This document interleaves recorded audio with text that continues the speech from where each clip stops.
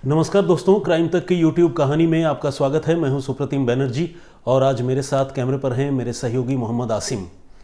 मोहम्मद आसिम के बारे में पता नहीं आपको हमारे दूसरे सहयोगियों ने बताया या नहीं बताया, ज़रूर बताया होगा, लेकिन मैं भी बताना चाहता हूं।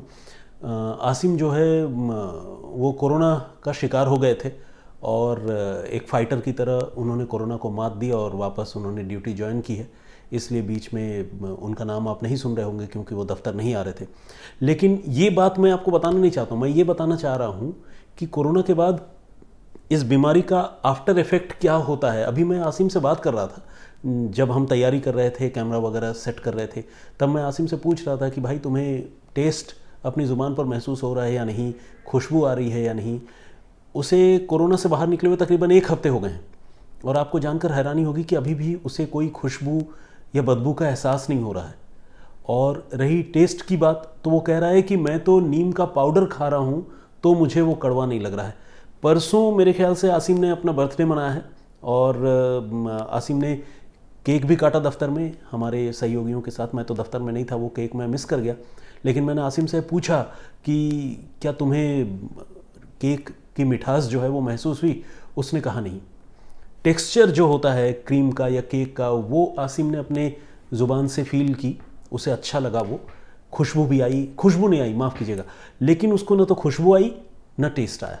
तो ये एक अजीब सी बात है और डॉक्टर ने आसिम से कहा है कि उसको नॉर्मल लाइफ रिज्यूम करने में, मतलब टेस्ट और खुशबू जैसी चीज़ें फिर से हासिल करने में उसे तकरीबन महीने भर का वक्त लगेगा।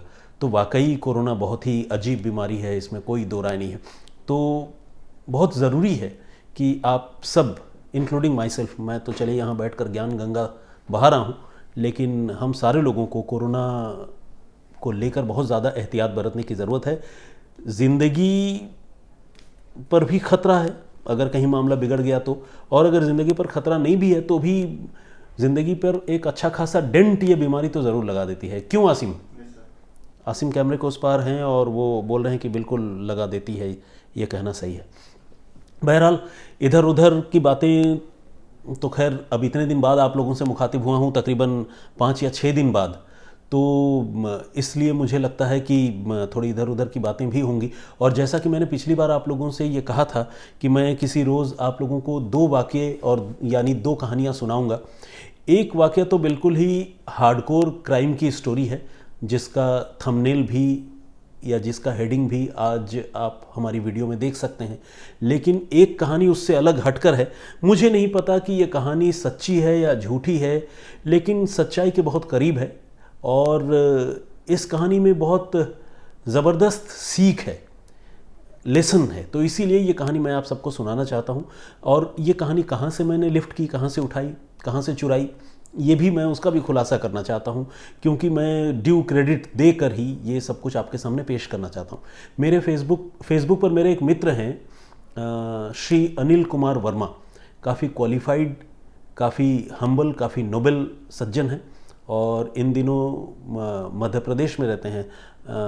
एग्जैक्ट टाउन याद नहीं कर पा रहा हूँ, शायद जबलपुर से हैं, भिलाई में रहते हैं, या शायद भिलाई से हैं, जबलपुर में रहते हैं, थोड़ा सा कंफ्यूज्ड हूँ। तो अनिल कुमार वर्मा साहब एक वास्तुकार हैं, जियोपैथिक एक्सपर्ट जिसे कहते हैं। उन्होंने इस पोस्ट को अपने फेसबुक टाइमलाइन पर शेयर किया था या लिखा था, जो भी कह लें, और वो मैंने पढ़ी और तकरीबन हफ्ते भर पहले मैंने वो पोस्ट पढ़ी थी और तभी से वो चीज़ मेरे दिमाग में थी कि अगली बार जब मैं क्राइम तक पर अपने दर्शकों से और आप सबसे मुखातिब होऊंगा तो मैं वो कहानी आप लोगों को सुनाऊंगा। तो अब मैं हाजिर हूँ उस कहानी के साथ। ये कहानी मतलब बहुत ही अच्छी है, मतलब कोई दिल को छूने वाली कहानी तो नहीं कहूँगा इसे, लेकिन बहुत अच्छी कहानी, आप सुनिए, आपको अच्छा लगेगा। पाब्लो पिकासो का नाम आप सबने सुना होगा, बहुत मशहूर चित्रकार थे, स्पेन से ताल्लुक़ था उनका और 1881 में उनका जन्म हुआ था। और वो इतने मशहूर चित्रकार थे कि वो कुछ भी आड़ी तिरछी लकीरें जब किसी पेपर पर उकेर दिया करते थे तो उसकी मुंह मांगी कीमत लोग देने को तैयार रहते थे। तो किसी इंसान की ऐसी हस्ती या ऐसी शख्सियत जो है वो कैसे बनती है, कैसे कोई इंसान पाब्लो पिकासो बन जाता है, ये जानने के बारे में, इसके बारे में आपको इस कहानी में पता चलेगा। तो पाब्लो पिकासो एक दिन रास्ते से गुजर रहे थे गुजरते वक्त एक महिला की नज़र उन पर पड़ी और इत्तेफाक से उस महिला ने स्पॉट कर लिया, पहचान लिया कि अरे ये पाब्लो पिकासो है। और उसके बाद वो दौड़ती हुई पिकासो के पास आई और बिल्कुल तकरीबन बच्चों की तरह मचलती हुई उसने कहा कि मैं सर आपकी बहुत बड़ी फ़ैन हूँ और बस मैं बता नहीं सकती मैं आपको कितना चाहती हूँ, कितना आपको एडमायर करती हूँ। प्लीज़ आप मेरे लिए एक पेंटिंग बना दीजिए, मैं आपकी पेंटिंग की बहुत बड़ी कदरदान हूँ। तो पिकासो कुछ देर रुके, उनको देखा महिला को और फिर हंसने लगे। और फिर हंसने के बाद उन्होंने कहा मुस्कुराने के बाद कि देखो ऐसा है, मेरे पास अभी कुछ भी नहीं है, पेंट ब्रश जैसी कोई चीज़ नहीं है, रास्ते में चला जा रहा हूँ मैं और ऐसे में कैसे पेंटिंग बना सकता हूँ। मैं फिर कभी तुम्हें पेंटिंग बना कर दूंगा। लेकिन वो महिला जो है वो ज़िद पर अड़ गई, डाई हार्ड फ़ैन थी। उसने कहा कि नहीं पिकासो साहब, मुझे तो पेंटिंग अभी चाहिए, मुझे अभी पेंटिंग बना कर दीजिए। पता नहीं इसके बाद मेरी आपसे मुलाकात हो भी पाए या ना हो पाए, आप इतने बड़े आदमी हैं, मुझे तो चाहिए ही चाहिए। तो जब वो ज़िद पर अड़ गई तो पाब्लो पिकासो ने अपनी जेब से एक छोटा सा कागज़ का टुकड़ा निकाला और एक पेन निकाली। उसके बाद उन्होंने तकरीबन 10 मिनट का वक्त लिया और वहीं रास्ते में खड़े खड़े या फिर यूँ कहें कि कोई बेंच पर बैठकर किसी पेड़ की छांव में उन्होंने एक पेंटिंग बनाई और 10 मिनट में वो पेंटिंग बनाकर उन्होंने उस महिला को वो पेंटिंग थमा दी। और थमाते हुए पाब्लो पिकासो ने ये कहा कि ये पेंटिंग जो है वो $1 मिलियन की पेंटिंग है, आप इसे लीजिए और मेरी ओर से एक तोहफा समझिए। महिला फ़ैन थी, महिला को पाब्लो पिकासो का ये जेस्चर अच्छा लगा। लेकिन जब महिला ने पेंटिंग को गौर से देखा और जितने कम समय में पाब्लो पिकासो ने ये पेंटिंग बनाई, उसे देखते हुए महिला कैलकुलेट करने लगी कि ये पेंटिंग $1 मिलियन की कैसे हो सकती है। ये तो ऐसे ही रास्ते में चलते चलते मेरे ज़िद करने पर उन्होंने कुछ आड़ी तिरछी लकीरें खींचकर पेपर पे बना दिया। ठीक है, पाब्लो पिकासो बड़ा नाम है, लेकिन $1 मिलियन की पेंटिंग कैसे हो सकती है। ये ज़रूर उन्होंने जो है बला टालने के लिए ये पेंटिंग मेरे लिए बनाई है। तो अंदर से वो महिला थोड़ी दुखी हुई, लेकिन पाब्लो पिकासो को ये बात तो कह नहीं सकती थी। उन्होंने पिकासो को थैंक यू किया और वो पेंटिंग लेकर वापस घर चली गई।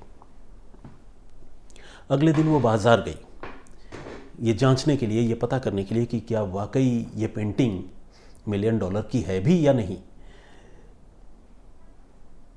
बड़ी हैरानी हुई उसे जब पता चला कि इस पेंटिंग के लिए लोग मुंह मांगी कीमत देने के लिए तैयार थे। $1 मिलियन तो देने के लिए तैयार थे ही।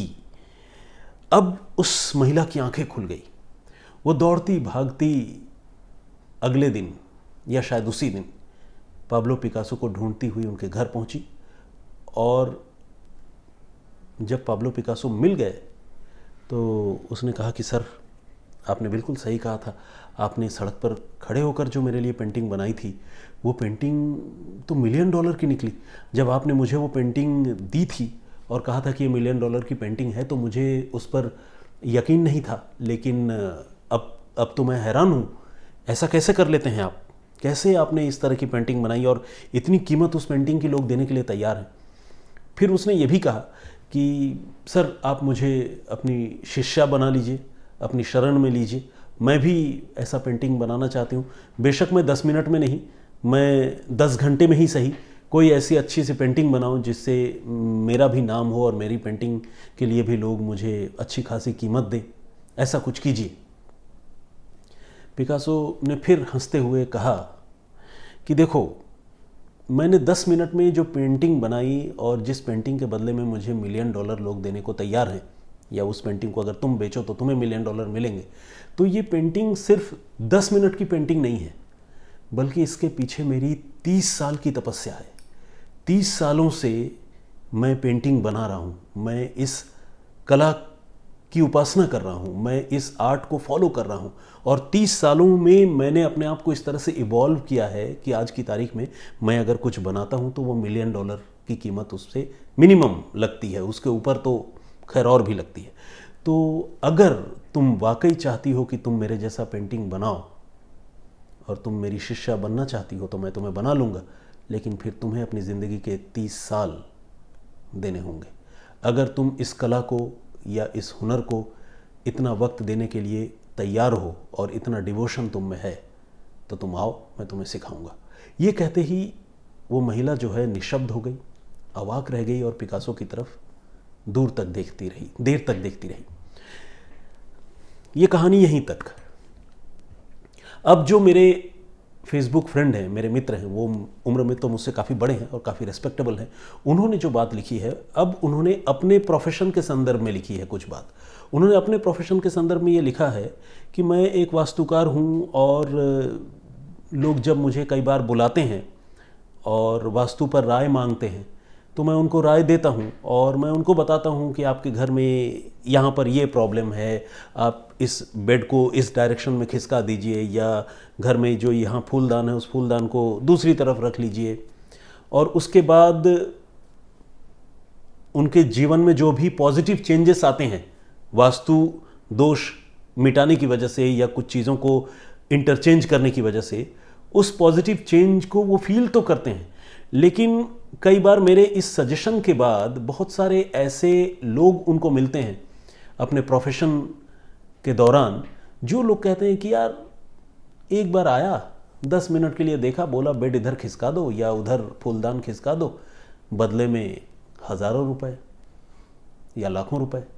तो ये अच्छी बात नहीं है, मतलब ये तो गलत चीज़ है। देखिए, तो ये एक इम्प्रेशन उनके प्रोफेशन के प्रति बहुत सारे लोगों ने बना रखी है। और सिर्फ उनके प्रोफेशन के प्रति ही नहीं, बहुत सारे लोगों को यह भी लगता है ना कि हम किसी एडवोकेट से सलाह लेने गए, या कोई एडवोकेट, आपने सुना होगा कि बहुत सारे ऐसे एडवोकेट्स होते हैं जो एक बार अपीयरेंस के लाखों रुपए लेते हैं कोर्ट में अपीयर होने के। सुनने में ये बात अजीब भी लगती है और कभी कभी बड़ा दुख भी होता है कि जिस देश में कानून की हालत जो है वो वाकई, हमारे न्याय व्यवस्था की हालत इतनी लचर है, वहाँ पर अगर इंसाफ के लिए एक बड़े वकील को अप्रोच करने पर बड़ा वकील अगर लाखों रुपए ले ले तो फिर अमीरों का ही वो वकील बनकर रह जाता है, फिर आम आदमी उस तक अप्रोच भी नहीं कर पाता। लेकिन सवाल उठता है कि कोई भी आदमी अपने किसी सर्विसेज के बदले में इतने रुपए या इतनी बड़ी कीमत कैसे चार्ज कर सकता है? तो उसके पीछे का जवाब यही है कि वो सिर्फ 10 मिनट के अपीयरेंस का चार्ज नहीं होता, बल्कि 10 मिनट के अपीयरेंस के लिए उस आदमी ने जो सालों साल का वक्त दिया होगा और उसके बाद उसने जो उस विधा को जो साधा होगा अपने हिसाब से, उस विद्या को जो अपने आप में आत्मसात किया होगा, उसकी कीमत उसे मिलती है। डॉक्टर देखते हैं, एक बार देखते हैं 1000 रुपये फीस ले लेते हैं। आपको कई बार अखरता है कि यार ये क्या बेकार बात है, इससे बढ़िया तो मैं फार्मासिस्ट के पास चला जाता और 2 गोली खा लेता। डॉक्टर साहब ने 1000 रुपये ले लिए, लेकिन डॉक्टर साहब 1000 रुपये जो लेते हैं वो डॉक्टर साहब के 5 मिनट के विजिट की कीमत नहीं होती, बल्कि डॉक्टर साहब की सालों की मेहनत, तपस्या और मेडिकल MBBS, MS, MD जैसी पढ़ाई करने की का जो आउटकम है वो उस तरह से वो फीस लेते हैं। अब ये आप पर मैं छोड़ता हूं कि आप सोचें कि कितना लेना किस मामले में जस्टिफाइड है, कितना नहीं है। बहुत सारे लोग ये कह सकते हैं कि ठीक है भाई साहब, आप डॉक्टर बन गए, आप वास्तुकार बन गए, मतलब वास्तु विशेषज्ञ बन गए, या आप वकील बन गए, आपने किसी चीज़ में स्पेशलाइजेशन कर ली, लेकिन इसका ये मतलब थोड़ी है कि आप मुंह मांगी कीमत लें। लेकिन अब वो प्रोपोर्शन डिसाइड करना देने वाले और लेने वाले के बीच की बात है। ये मेरा पॉइंट ऑफ व्यू है। आप लोगों का जो भी पॉइंट ऑफ व्यू है उसके बारे में आप अपनी राय ज़रूर दें। और मैं ये भी जानना चाहूँगा आप सबसे हम्बली रिक्वेस्ट करते हुए कि आप कमेंट बॉक्स में ये भी लिखें कि ये जो पाब्लो पिकासो से रिलेटेड जो वाकया या कहानी जो भी कहें, ये जो हमने आपको सुनाई, इस पर आपकी क्या राय है, या आप इस कहानी को सुनकर क्या सोचते हैं। अब आइए इससे हटकर हम क्राइम की कहानी आपको सुनाते हैं। ये एक सच्ची घटना है और बेंगलोर की घटना है।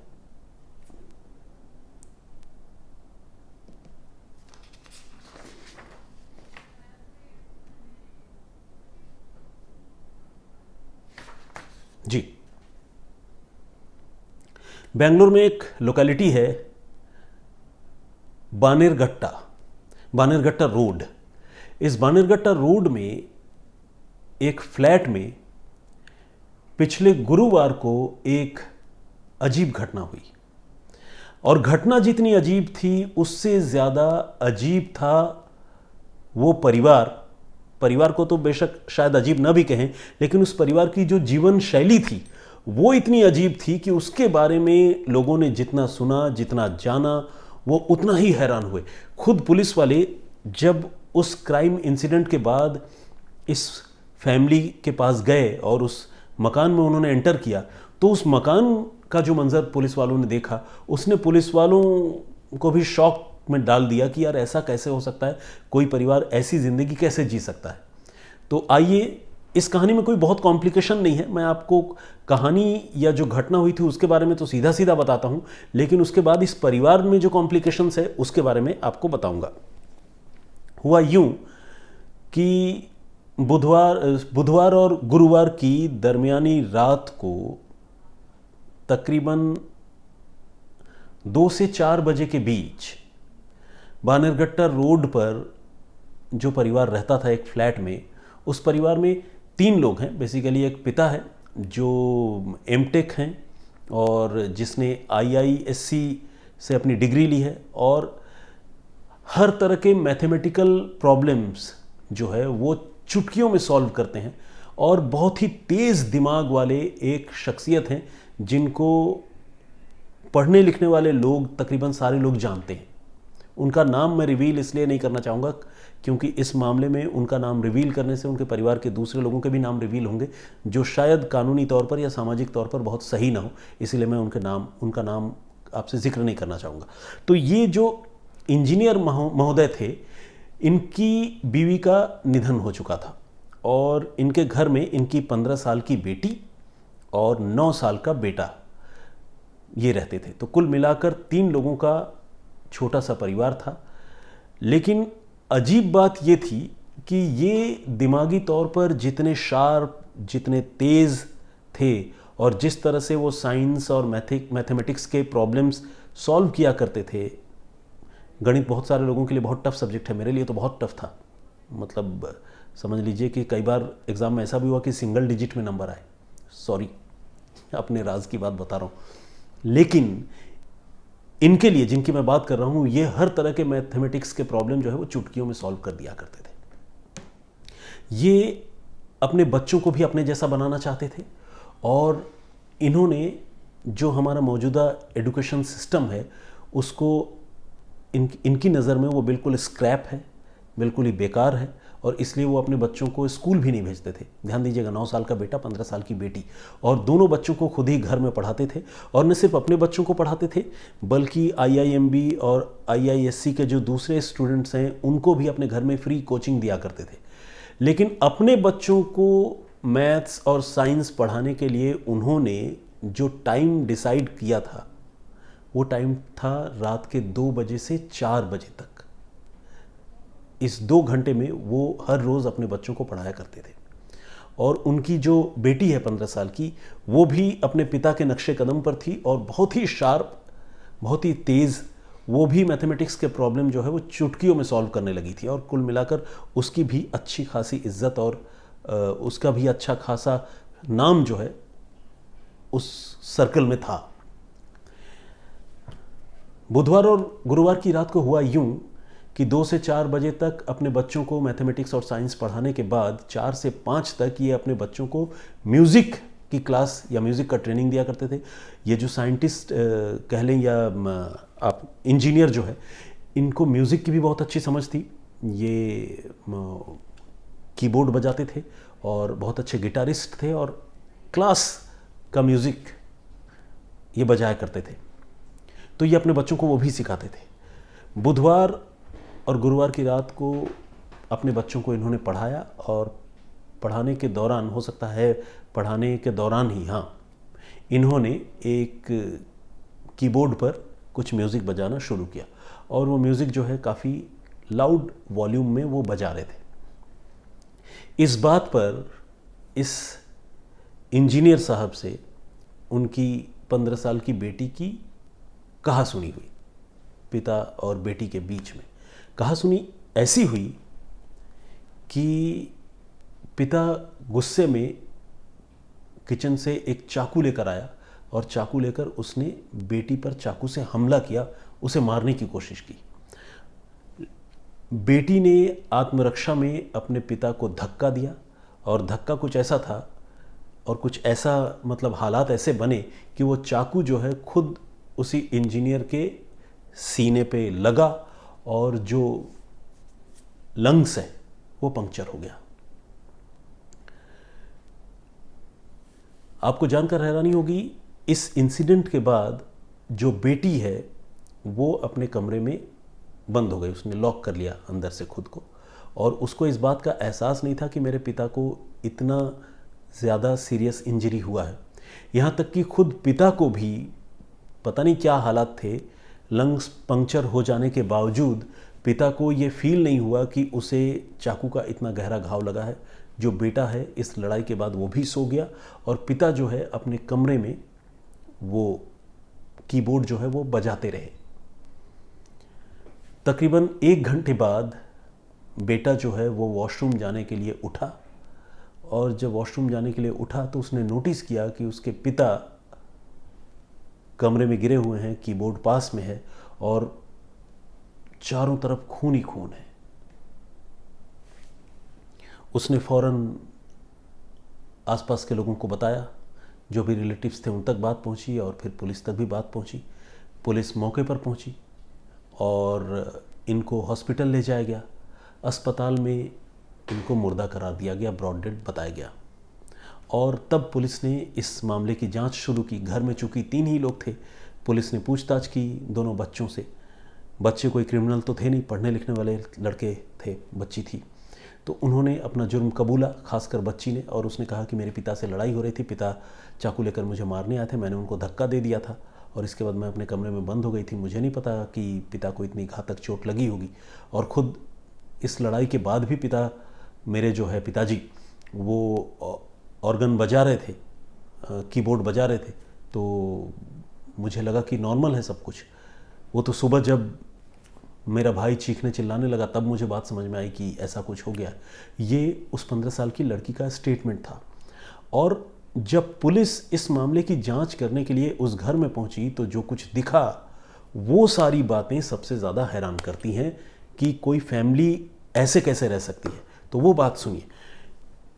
इस मकान में कम से कम 500 किताबें थी और 500 में 350 किताबें साइंस और मैथमेटिक्स से रिलेटेड थी, और कुछ किताबें तो ऐसी थीं जो आसानी से दुकानों पर मिलती भी नहीं हैं।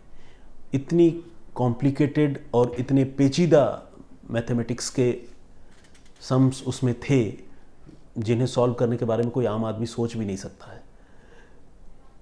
तो जैसा कि मैंने आपको बताया था, ये परिवार जो है पढ़ने लिखने वाला था और पढ़ाई लिखाई से इस हद तक उनको लगाव था कि उनको मौजूदा एजुकेशन सिस्टम जो है वो जचता नहीं था।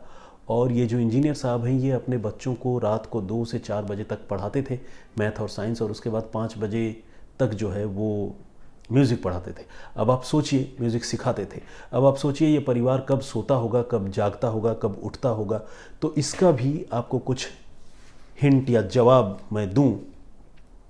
पुलिस जब उनके घर में पहुंची तो सिर्फ किताबें ही नहीं मिली, बल्कि उन्होंने ये देखा कि पूरा घर जो है वो इंतहाई तरीके से बेतरतीब है, मतलब स्कैटर्ड है, चीज़ें ऑर्गेनाइज्ड नहीं हैं।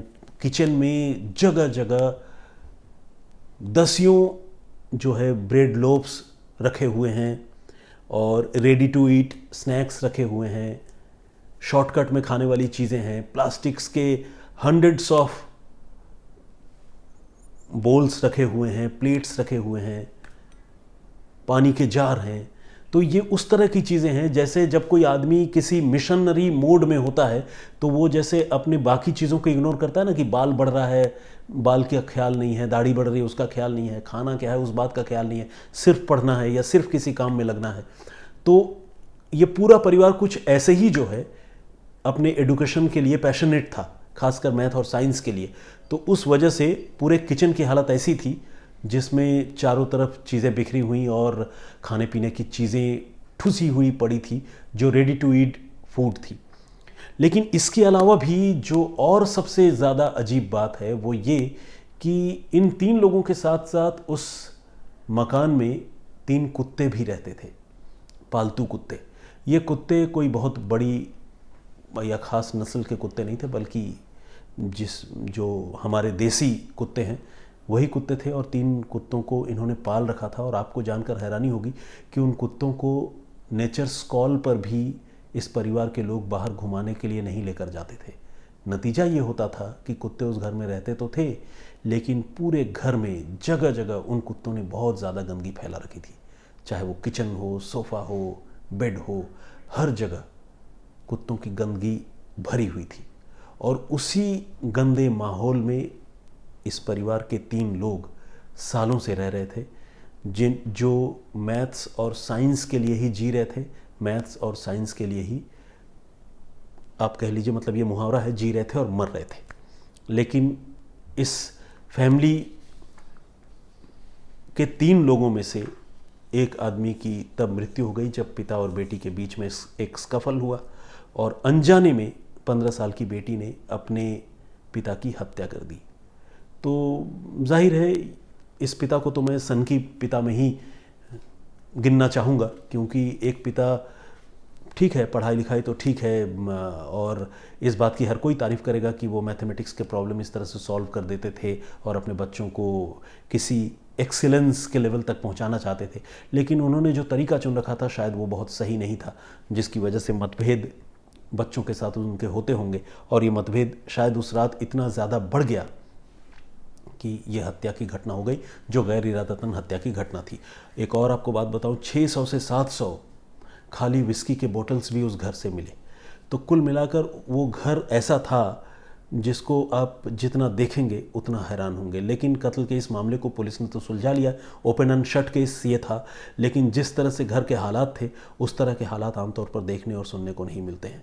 और एक पिता जिसे सीने में चाकू लगा और चाकू लगने के बावजूद वो पिता जो है उन्होंने खुद एहसास नहीं कर पाए वो कि उनको इतनी घातक चोट लगी है, इतना घातक जख्म लगा है, और वो जो कीबोर्ड है उसे बजाते बजाते ही उनकी जान चली गई। तो कुल मिलाकर अपने आप में एक बहुत अजीब परिवार और अजीब कत्ल की घटना जो बेंगलुरु से सामने आई, मुझे लगा कि ये घटना मैं आप लोगों को सुनाऊं। इसमें कोई बहुत ज़्यादा रहस्य वाली बात तो नहीं है as per as murder mystery की बात अगर करें, लेकिन परिवार जिस तरह से रह रहा था वो अपने आप में बहुत बड़ा रहस्य है, जिसके बारे में आप जितना सोचें उतना ही आप हैरान होंगे कि घर में कुत्तों का होना, दारू की उस तरह से बोतलों का होना, इतने किताबों का होना, किचन में खाने की चीज़ों का ठुसा पड़ा होना, ये सब बहुत अजीब है, और पूरे घर का बहुत ही बेतरतीब और गंदा होना। बहरहाल आज यहीं तक, लेकिन आप सबसे विदा लेने से पहले जो मैंने पिछले वीडियो में जो स्टोरी आप सबके सामने रखी थी, जिसमें एक बहुत अमीर कारोबारी को उडुपी में उन्हीं के बीवी बेटे और एक बीवी का जो बॉयफ्रेंड है उसने मिलकर हत्या कर दी थी, भास्कर शेट्टी मर्डर केस, उस पर बहुत सारे कमेंट्स हमारे दर्शकों ने, मित्रों ने किया है। तो कुछ लोगों के मैं नाम लेना चाहूँगा फ़िलहाल तो सिर्फ, और थोड़े थोड़े कमेंट्स पढ़ना चाहूँगा, क्योंकि बहुत सारे कमेंट्स आए हैं और मैं बहुत दिन बाद आप सबके सामने हाजिर हुआ हूँ। 2 कहानियाँ सुना चुका हूँ, तो वक्त मेरे ख्याल से शायद अब कम ही बचा है, तो इसीलिए आप सबकी इजाज़त से थोड़े से नाम लेना चाहूँगा। हर्षा चावड़ा जी ने कमेंट किया है, thank you very much Harsha ji. और उनके कमेंट बेसिकली इमोजीज़ हैं, उनको उस कहानी से बहुत दुख पहुंचा है, तो उन्होंने सैड फेस बनाया है। एनीवे आपके कमेंट करने का बहुत शुक्रिया। रोहिणी दास ये लिखती हैं, नमस्ते, मैं हाउस होल्ड वर्क करते हुए आपकी कहानियाँ करती हूँ, और आप एडुकेटेड हैं, English perfectly good and needed, आप सबको खुश कभी नहीं कर पाओगे, world is full of it. Okay, उनका ये कहना है, वो ऑस्ट्रेलिया से है। रोहिणी दास ये कह रही हैं कि घर का काम करते करते वो अक्सर हमारी कहानियाँ सुना करती हैं, लेकिन उनका ये भी कहना है कि मैं हर किसी को खुश करने की कोशिश न करूं, क्योंकि दुनिया में बहुत तरह के लोग रहते हैं, तो हर किसी को खुश करना मुमकिन नहीं है। शायद इन्होंने ये बात तब लिखी होगी जब मैंने अपने लास्ट वीडियो में शायद इस बात का जिक्र किया होगा कि कुछ लोग जो है इन कमेंट्स में कुछ अनटुवर्ड्स वर्ड का इस्तेमाल करते हैं जो बहुत अच्छा नहीं होता।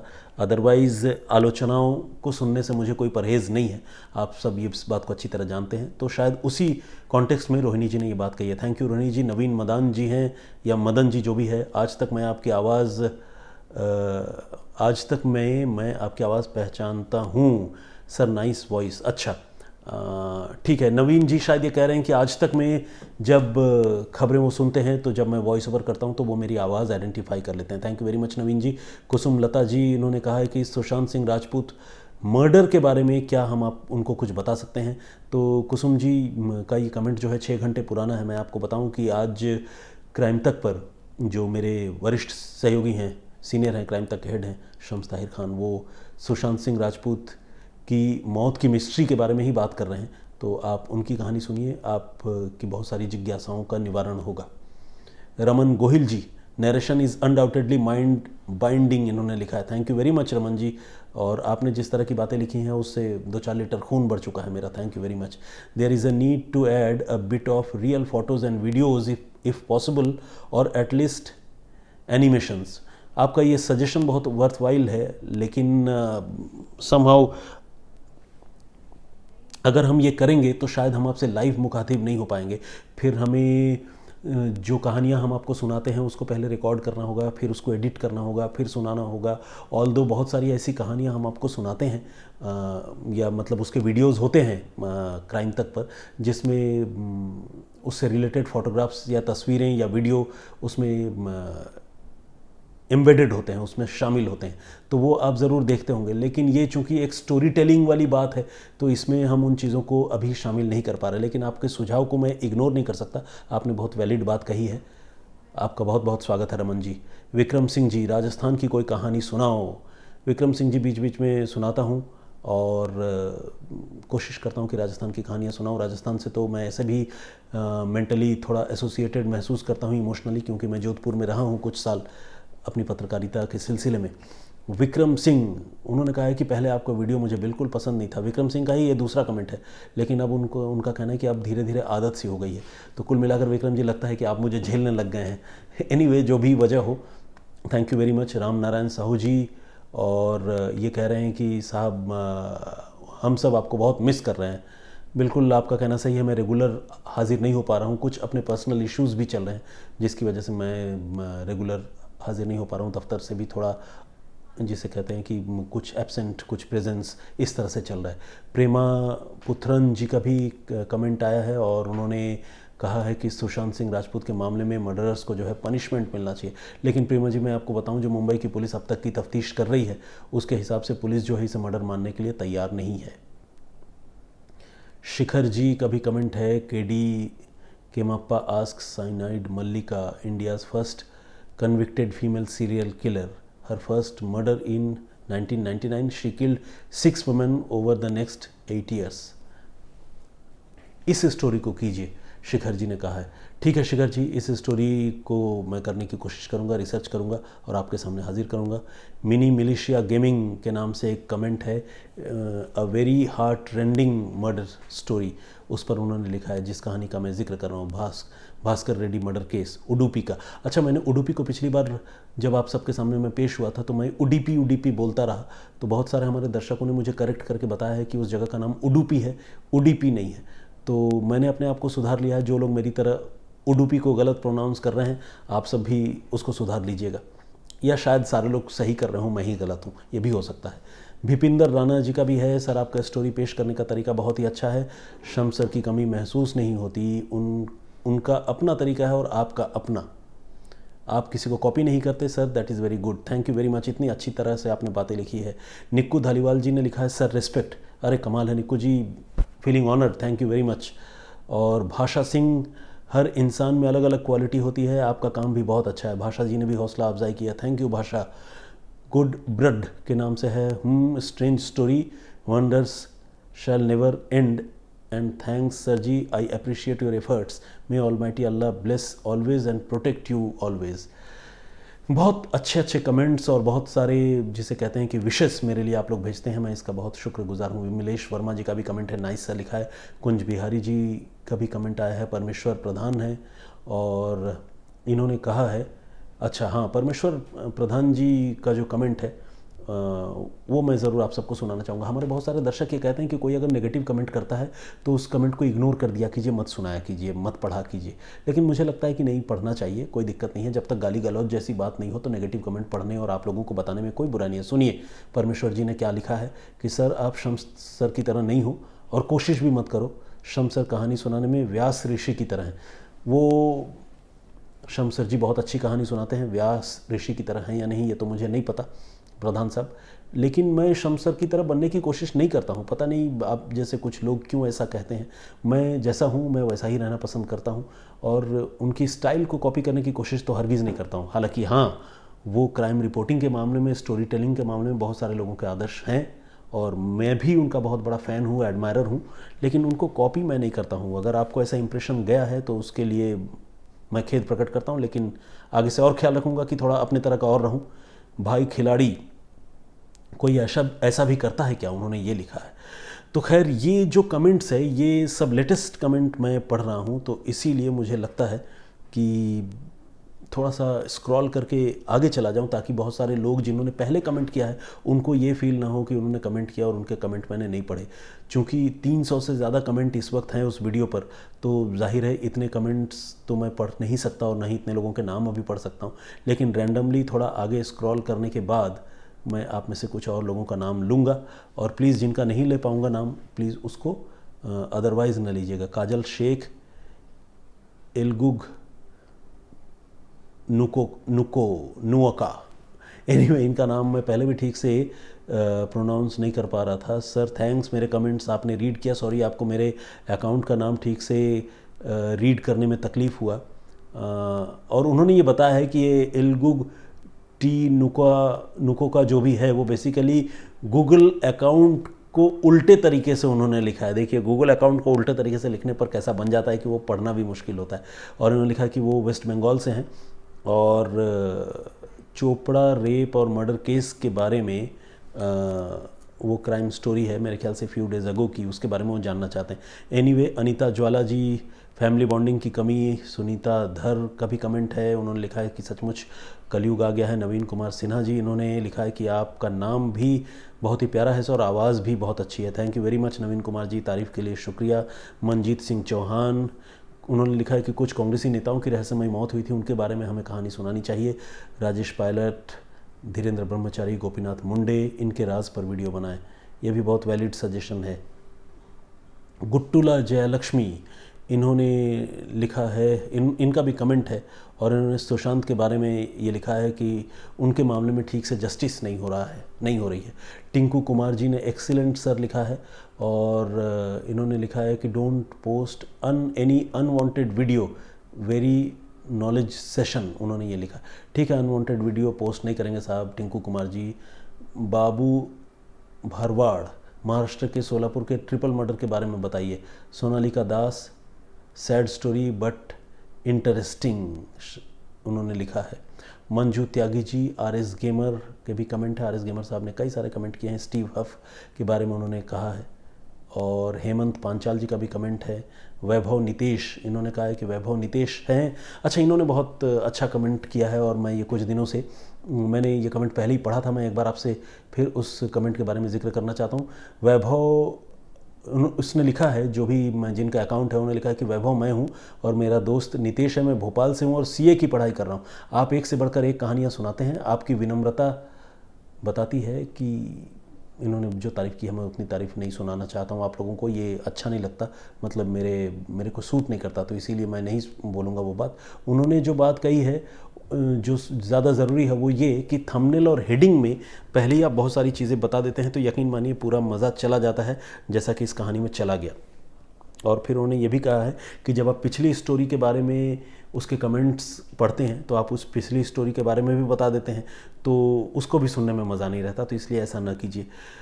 आपका कहना तो सही है, लेकिन अगर मान लीजिए थंबनेल में कोई भी स्टोरी से रिलेटेड बात और उससे उसका जो शॉकिंग एस्पेक्ट है अगर मैं उसका कोई जिक्र नहीं करूँगा तो जाहिर सी बात है आप लोग शायद उसको देखने सुनने में भी इंटरेस्ट न दिखाएं। तो मेरे लिए बड़ी चुनौतीपूर्ण स्थिति होती है कि मैं पूरी स्टोरी न भी बताऊं but at the same time जो थंबनेल हो वो इतना अट्रैक्टिव हो कि आप जैसे जो हमारे प्यारे प्यारे फैमिली मेम्बर्स हैं क्राइम तक के, वो उसको देखें, उसको सुनना चाहें, तो एक बहुत टफ टास्क होता है।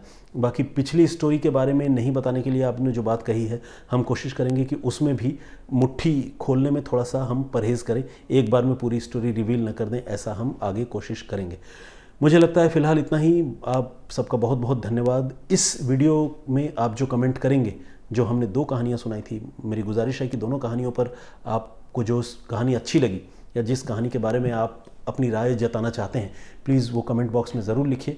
अगली बार जब मैं अपनी किसी कहानी के साथ आप सबके सामने हाजिर होऊंगा तो मैं उन कमेंट्स को पढ़ने की कोशिश करूंगा। सारे तो नहीं, लेकिन कुछ चुनिंदा दर्शकों के कमेंट्स पढ़ूंगा, उनके नाम भी पढ़ूंगा, और इसी तरह से जो हमारा 2 वे कम्युनिकेशन है वो आगे भी चलता रहेगा। फिलहाल मुझे और मेरे सहयोगी आसिम को इजाज़त दीजिए। बहुत खुश रहिए, सुरक्षित रहिए। जय हिंद, जय भारत।